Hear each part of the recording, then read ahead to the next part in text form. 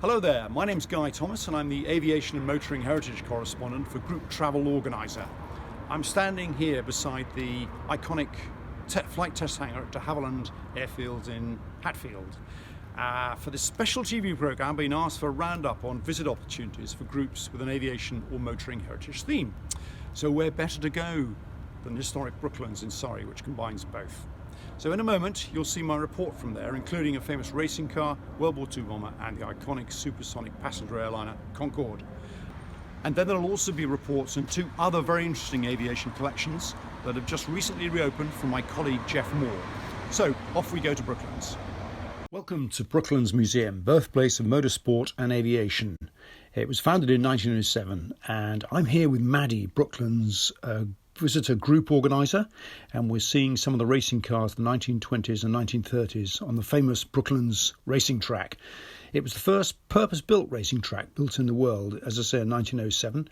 And one of the cars that is held in the museum here at Brooklands is Maddie's favourite one, the Napier Railton. And this particular car is a 24-litre aero engine, powered by this particular motor, and it was built in 1933. Its record and climb to fame is the fact that it was driven by John Cobb, who holds the race track all-time lap record of 143 miles an hour, which he achieved in 1935.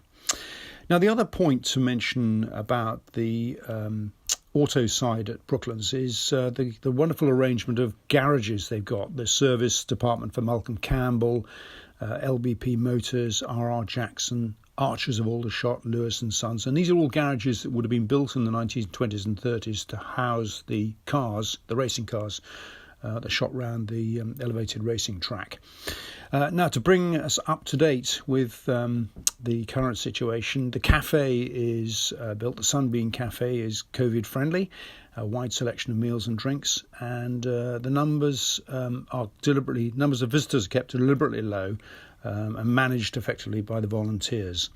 So that gives you an insight into where we are with the auto side, and now for the aviation side.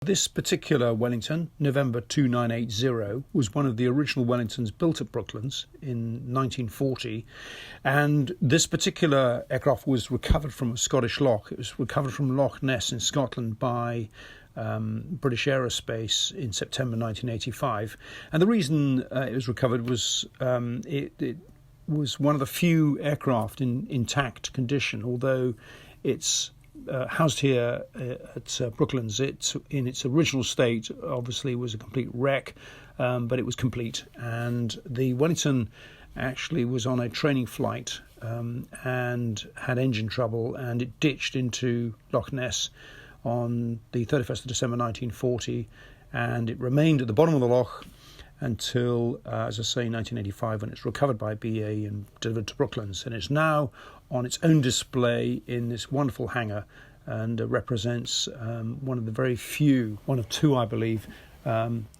complete Wellingtons left in the world today, back at its original birthplace at Brooklands. Okay, so this is in times of COVID. I'm wearing a mask. I go on board Concorde. This is Concorde Delta Golf. This particular Concorde at Weybridge here represents the pinnacle of civil aviation industry to date, and was first designed and flew rather in 1969.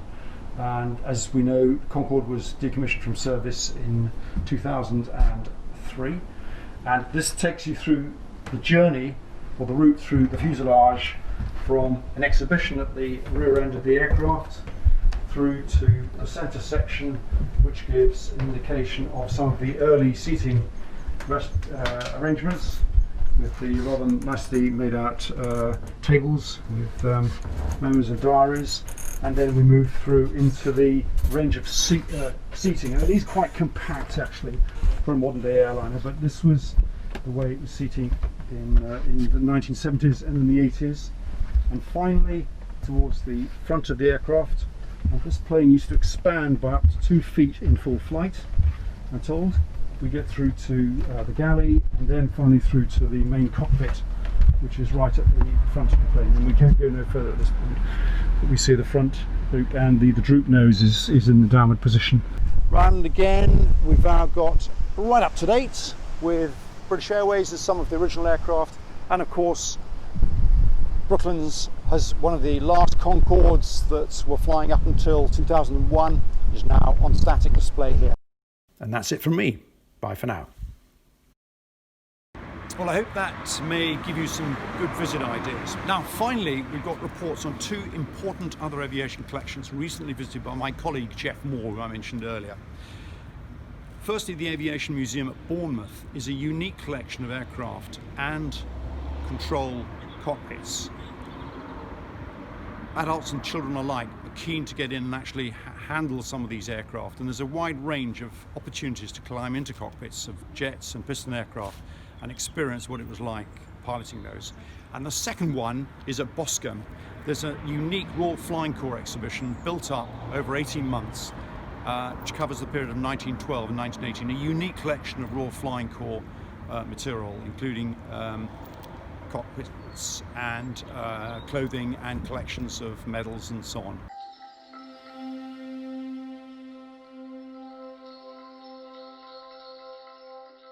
Probably the only aviation museum in the country that has unlimited access to so many cockpits unsupervised. There are museums who have specific aircraft open to the public, but they nearly always have a volunteer standing by to when people are in the cockpit.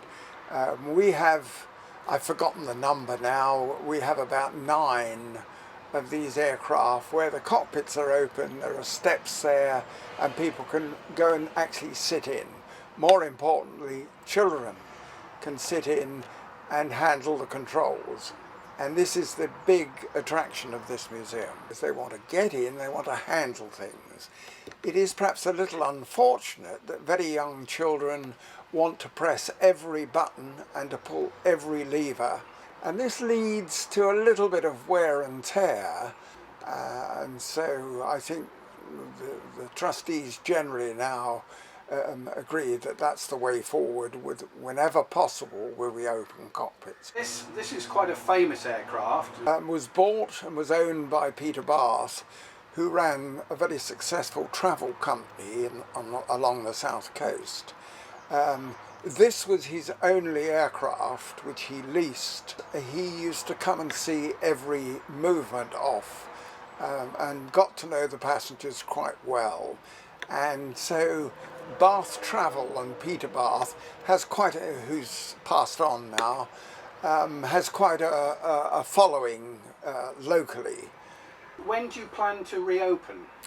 Plan is to open on the 10th of July, just a few days after the general opening of pubs and restaurants and things. We don't know, we have no idea how it's going to go. We hope that people will flock here,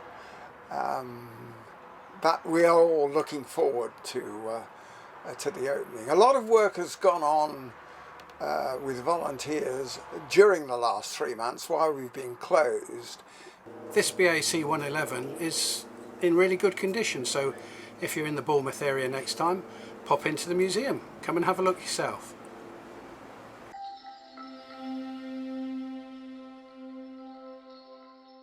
We're hoping by July that the Boscombe Down Aviation Collection will be in the first stages of opening to the public. And at that stage, we hope to be able to open the doors here at the Royal Flying Corps exhibition as well. Well, we started receiving the items about 18 months ago, and so I suppose really over the last 18 months we've built up a display here which has taken some time, but we've gone to great lengths to give an overall picture of the Royal Flying Corps since 1912 in the year that it was conceived, through to 1918 at the end of the First War. Do you think there's much more material out there?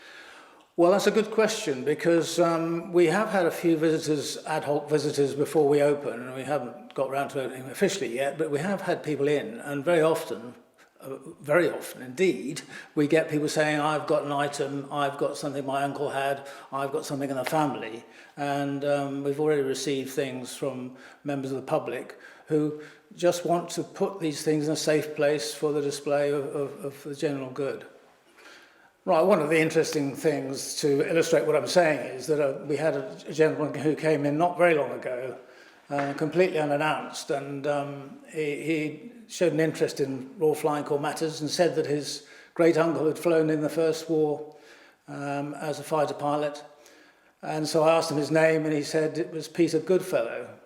I said, well, that's strange, because we've got the memorabilia of a Charles Goodfellow.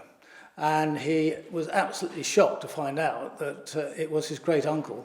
And so we had his very own family information and articles in the cabinet that he could see, and he was very moved indeed. So that brings us to the end of today's aviation and motoring heritage reports and news, and I hope you've enjoyed the visits and have got some new group troop ideas. Hope to see you soon. Bye for now.